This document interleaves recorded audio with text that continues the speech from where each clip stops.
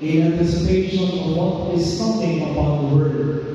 For the powers of the heavens will be shaken, and then they will see the Son of Man coming in love with power and great glory. But when these signs begin to happen, stand erect and raise your heads, because your redemption is at hand.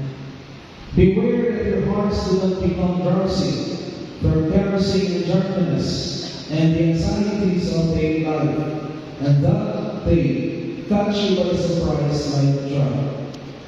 For that day will assault everyone who lives on the face of the earth.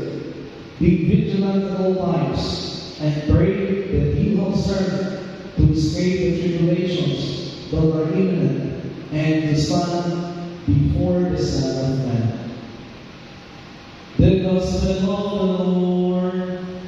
Praise to you, Lord Jesus Christ.